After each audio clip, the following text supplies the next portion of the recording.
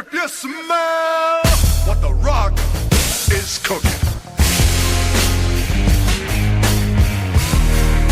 The Rock says, The Rock says. The Rock says, The Rock.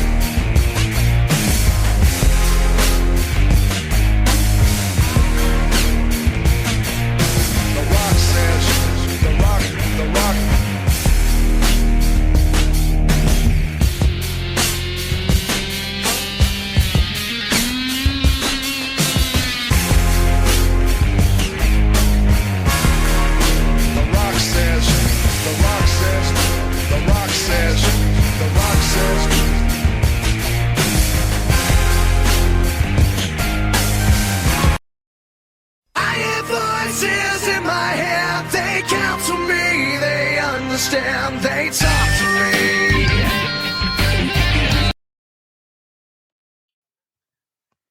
Hello and welcome to the AEW Wrestling Talk Show with Reese Jones and Charles Smith, as we bring you our reactions to Aew Revolution, which came at you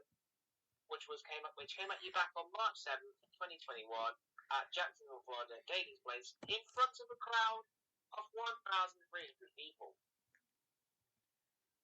so we had 9, well, technically 8, but 9 official matches, one of which, as is the case with all pay-per-views, no matter which company you're talking about, took place on this company or a certain company that shall not be named. Took place on the pre/buy-in show. Dr. Baker DMD with Rebel teamed up with a new signing to AEW of Maki Ito, took on the inaugural AEW Women's World Toy Champion, Riho, and Thunder Rosa. Sorry, wasn't this match originally going to be, when we did this last week, Dr. Baker teaming up with Rebel?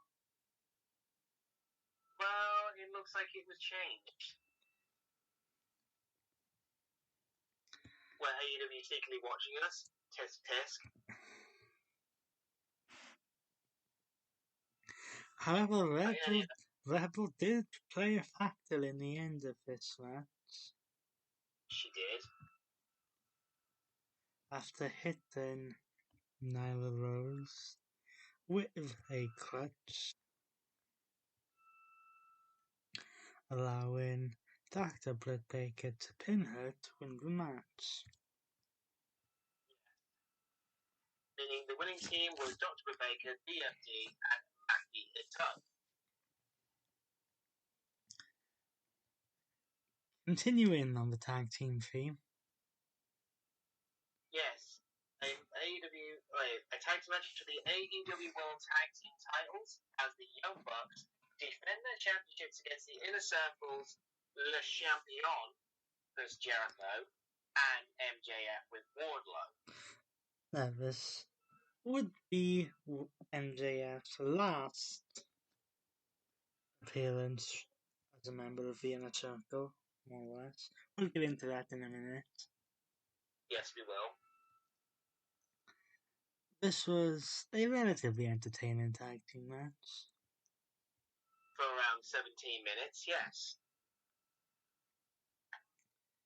The Young Bucks managed to perform the Meltzer Driver onto Chris Jericho to pick up the victory. And retain the AEW World Tag Team titles. And continue their 4-month run. And, however, the following match would identify their next challengers. Yes, we had a Casino Tag Team Royale for a future #1 contender shot at the AEW World Tag Team titles. Now, this essentially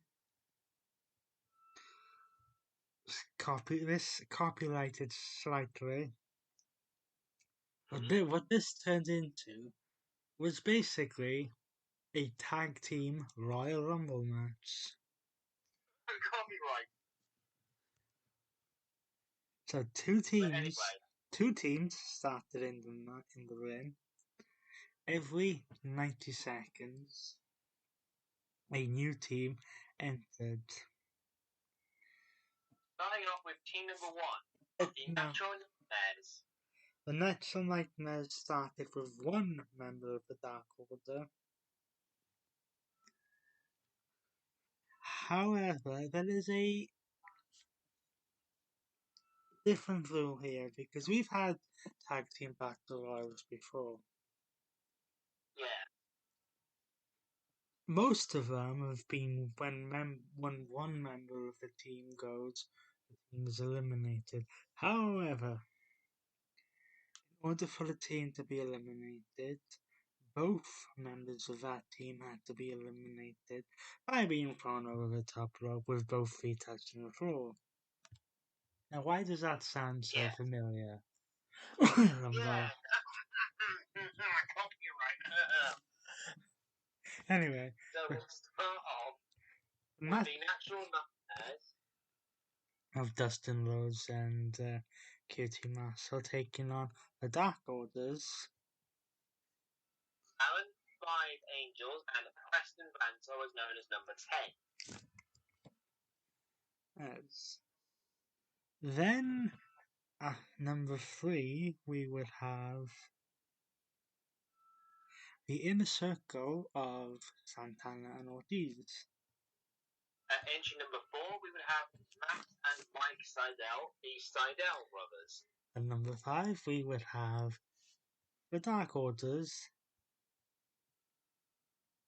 Evil Uno and Stu Grayson. Entry number 6, we would have the Gun Club of Austin Gunn and Colton Gunn. So is Billy. Copyright. Then at number 7, we would have the Pretty Party, a pretty picture even, of pretty Peter Avron and Cesar Benoni. Entry number 8 was the Varsity Blondes of Brian Pillman Jr. and Griff Garrison. in number 9 we had Bear Country of Bear Boulder and Bear Bronson. Entry number 10, Jurassic Express of Jungle Boy and Luchasaurus. In number 11, The Butcher and the Blade, whose Entry name number 12, Private Party of of Isaiah Kennedy and Mark Queen. Entry number 13 was So-Called Uncensored of Christopher Daniels and Frankie Kazarian. Entry number 14, Death Triangle, Pac and Ray Phoenix. And entry number 15 was the third entrant for the Dark Order in Alex Reynolds and John Silver. So, let's talk you through who got eliminated first. Bear with us because this is going to be slightly difficult to keep up with. Yes. First to go was Alan 5 Angles from the Dark Order. Next to go Was Mike Sadell from the Sadell Brothers. Next to go Was Matt Seidel from the Sadell Brothers, which means the Sadell Brothers were out of the match altogether. pretty much. Fourth to be thrown over was Pretty Peter Avron. Fifth to go was Austin Gunn. Sixth to go was Colton Gunn, which ruled out the Gun Club from the match. Yes. QT Marshall from the Natural Nightmares was the next to be thrown over the rope. After he he eliminated himself following a disagreement with his Natural Nightmares tag team partner, Dustin Rhodes. I'd imagine why that would happen. Then we had the Dark Order's Stu Grayson being eliminated by Bear Country. And at number... Then after that we had Ortiz from the Inner Circle. To be eliminated. 10th to go was Caesar Bonning, which eliminated the Pretty Picture entirely from this match. Pretty much.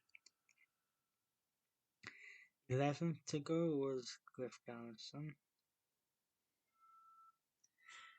12th to go was Santana, which eliminated the Inner Circle from the match. It did. 13th to go was Evil Uno, which eliminated the Dark Order's first chance to win the match. So 2 chances left. 14th to go was Brian Billman Jr. from the Varsity Blondes. Yeah. 15th to go was Preston 10 Vance, which again eliminated the Dark Order. Yes. 16th to go was Dustin Rhodes,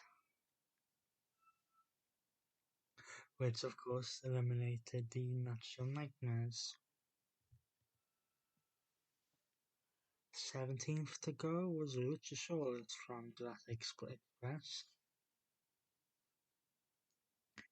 18th and 19th to go were the Bear Country members in Bear Boulder and Bear Bronson.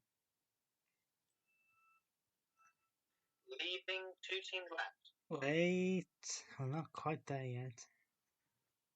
Okay. 20th to go was a Blade from the Butcher and the Blade. Then Mark Queen went from the Private Party along with his tag team partner Asia Cassidy. Then the other member of the Butcher and the Blade went with Butcher. Yeah. Then Christopher Daniels would go from Choco Uncensored. And this is where it started to get down to the nitty gritty. 25th to go was Alex Reynolds from the Dark Order, which means that we were coming down to Death Triangle, Jurassic Express, and the Dark Order. But next to be eliminated was... Next to go was Frankie Kazarian from the from Soul Uncensored. Yeah. And then John Silver would be eliminated, allowing the Dark Order's all 3 chances to go AWOL. Missing action. Then the final person eliminated was Pac. They haven't been eliminated from the Death Triangle, which would leave Jungle Boy and Ray Phoenix in the ring. And the person eliminated from their respective teams would be Jungle Boy, which means that Ray Phoenix, representing Death Triangle, would win the match, earning himself and Pac a future shot at the AEW Tag Team Championship. And Brave. Brave again, even though we might have to do that again in a short while. Please, But you might have to take a breath for long. please don't do a Tag Team Royal Rumble match. You may have to speak like that again, my fellow Colin, because the next match was the AEW Women's World Toy Championship Tournament Finals, as Akira Shida put her title on the line against Ryo Mitsunumi, the winner of the tournament. Yes, we went through the tournament results in our pre-show, but just in case you missed that, this is how the tournament would ultimately go. This was ultimately the USA versus Japan. So, we'll start off with the round of 16. We had Layla Hirosh take on Thunder Rosa, with Thunder Rosa picking up the win. We had Selena Deeb taking on Leo, with Leo picking up the win. We also have Tyrone Conte of the Dark Order taking on Nyla Rose, with Nyla Rose picking up the victory. We had Dr. Britt Baker taking on Maddie Morsanuki. We had Yuka Sasanuki, sorry if we mispronounced that, defeating Mai Sagaruga. And we had Emi Sakiyu taking on Venny and picking up the victory there. We also had Miki Ito, who we mentioned earlier, losing against Ryo Mitsunami. Then we had Aja Khan defeating Rin Sidanuka. But in one of those matches where Mia Rosnoki was in the match, she replaced Anna Jay of the Dark Order, who had to forfeit out the tournament due to a dislocated shoulder injury. In the quarter-final matches, Thunder Rosa would defeat Leo. Nyla Rose would lose against Dr. Britt Baker. Would win. Sorry, I take that back. Then Akira Tatsunuki beats Emi Sakura. And the ultimate winner of Ryo Mitsunami, he would defeat AJ Khan. Then we move on to the semi-finals. Nyla Rose would defeat Thunder Rosa. And Yuka Tsunoki would beat Yaka Sakanuki. Setting up the final of Nyla Rose versus Ryo Mitsunami, with Ryo Mitsunami picking up the win over Nyla Rose. And whilst it's no secret that the women's division in AEW is somewhat lacking compared to the rest of the talent,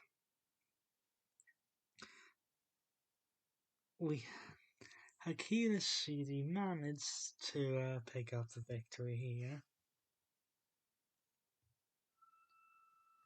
following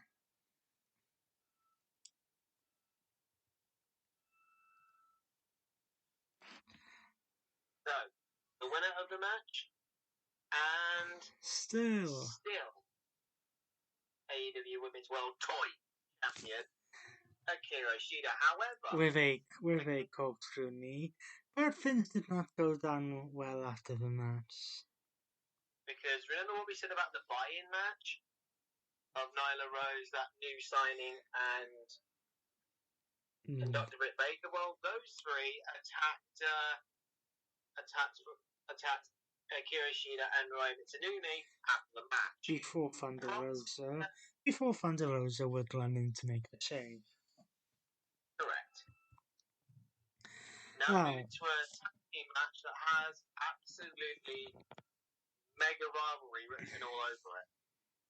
Yes, I think a more appropriate name for this pay-per-view would have been a tag team revolution.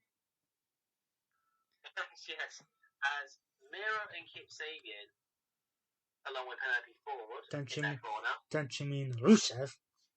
Oh, copyright! Take on best friends, freshly squeezed Orange Cassidy and Chuck Taylor. Now, this match didn't even get underway, and the best friends were attacked backstage by Miro and Kip Sabian. And when this match did get underway, it turned into the shortest match on the card. 7 minutes in length.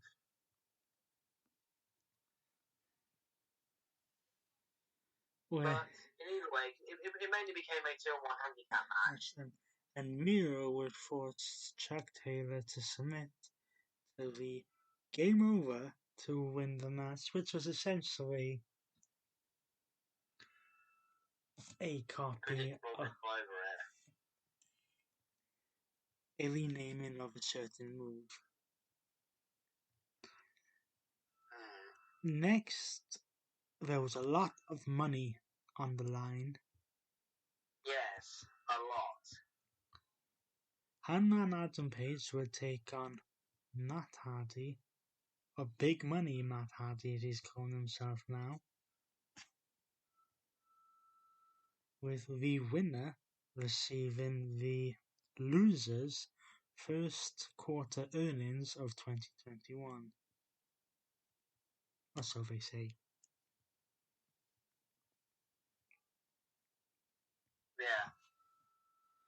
And during this match, there was a lot of comedy moments in this match. Yes, but can't be left out that the Dark Order would interfere in this. Yes. And it seems like Hangman Adam Page may be aligning with them. Yeah. And due to the assistance of the Dark Order, Hangman Adam Page was able to hit the Buckshot Lariat onto Hardy to win the match. And Hangman Adam Page would celebrate with the Dark Order.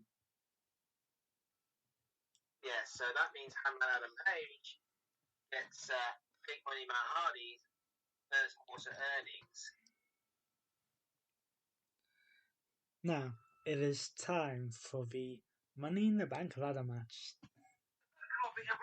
Copyright. I mean, Face of Revolution ladder match. For a future shot at the AEW TNT Championship. As Scorpio Sky took on the American Nightmare. And remember when we did this show last week, there was one person missing. Oh yes. So here we had Scorpio Sky, Cody Rhodes, Enter El Giro, Lance Archer, and Max Cass, and Ethan Page. The newest signing to AEW from seems to be their current parent company at the moment, Impact Wrestling. That and he had been making appearances on AEW Dark. And now obviously they called him up. Now, what do you do with ladders? Yeah, what do you do?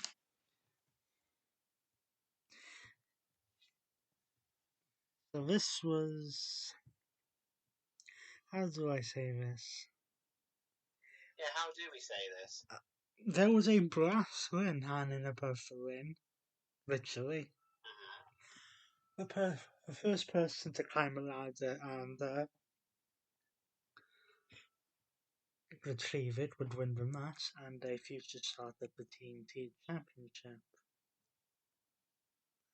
Anyone who has watched a ladder match, no matter whether it be a one-on-one ladder match, a tag team ladder match, any kind of multiple person ladder match, knows that there was spot after spot here. Yes. Who would turn out to be victorious? Well, the winner of that would be... Scorpio Sky. Yes. And we must mention during this match that Cody Rhodes had to leave the match halfway through because he got clearly destroyed on top of a ladder by Penta El Zero Nido. Well, this is a ladder match, what you expect. True. Now, before we get to our next match, there was a little bit of business to take into account. Yes, because one of the newest signings in Paul White, AKA promised The Big us- Show. right, promised a signing Hall of Fame worthy. Yes, and this person has worked for two wrestling companies before January's Royal Rumble match. We have to drop it here, even though that term is copyrighted.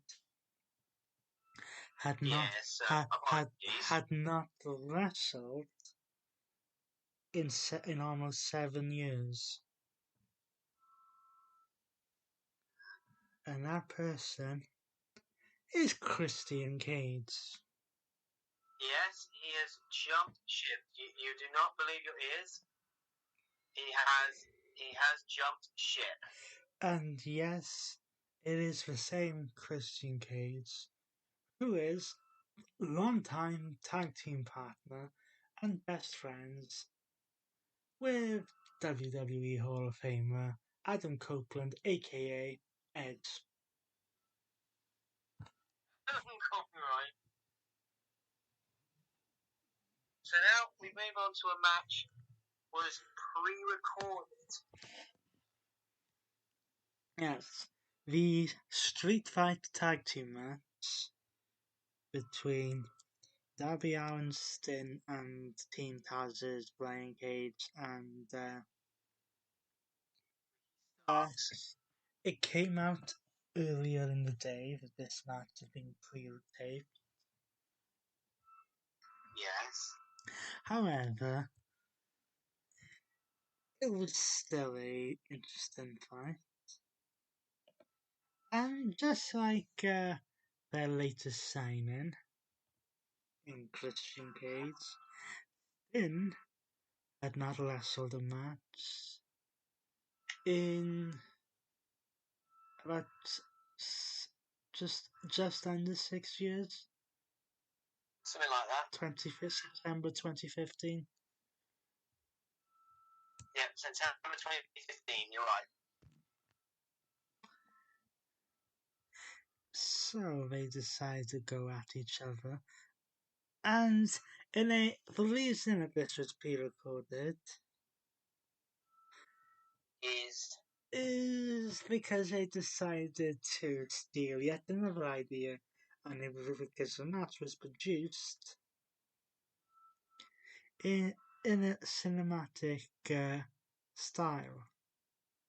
Now, where have we seen some of those before? But the winning team of the a very brutal street fight and interference. Yes, let's see if we can keep this up. The match officially took place in an undisclosed location somewhere in Atlanta, Georgia. Yes. They fought inside the warehouse where the ring was set up and battled throughout the warehouse using various items, aka weapons, at their disposal.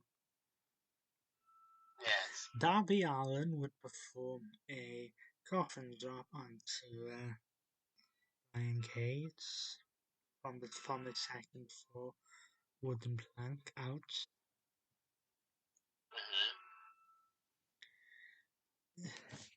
But after some brutal action, after just below 14 minutes, Sting would fight Starks back into the ring and would hit the Scorpion Death Drop in order to pick up the victory. However, I do hope that Darby Allin didn't injure himself too much, because it was then revealed that the TNT Championship match with Scorpio Sky would be happening on Dynamite. Yes. And that just leaves the main event. Oh. The exploding barbed wire deathmatch for the AEW World Championship. Let's see if we can explain this, because until just recently it wasn't crystal clear exactly how this would work. No. So 3 of the 4 sides of the ring ropes would be replaced with barbed wire. Exploding barbed wire. If Which any one of the superstars touched it, would explode if it was hit, yeah. Then there would also be a 30-minute countdown. Until the ring would. In that, if none of the explosions had gone off, or any explosion that hadn't gone off in that countdown would go off. Whoever would be left standing would be the ultimate winners. Yes. Now, the whole idea of this match would be to keep members of the Elite, aka the Good Brothers, and everyone else out of the ring. And that's what John Moxley thought was going to happen. However, No, because after Kenny Omega hit Moxley with his one-winged angel, then Moxley put his foot on the exploding barbed wire to blind Kenny Omega. Yes. Omega would get help from Don Callis and the Good Brothers. And beating him down. They would beat Don Moxley, handcuff him, then Omega would perform the one-winged angel onto a steel chair and pin him up to retain the AEW World Championship. And the assault even continued after the match. Yes, they continued to assault Moxley after the match until the 1 minute countdown began before the limb was going to explode. And out of the backstage area comes John Moxley's former rival, Eddie Kingston. Yes, Eddie Kingston would attempt to handcuff Moxley. Unable to do so, he would cover Moxley to try to protect him from the explosion. As medical teams came down to the ring, the show went off there. Let's just say the explosion was a bit. The explosion looked like something that would happen when Gilbert came down to the ring. So, that's the results for AEW Revolution. Overall, wrestling-wise, I would say it was a good show, just let down by the finish of the exploding barbed wire death match. Yes. So to run through the results again.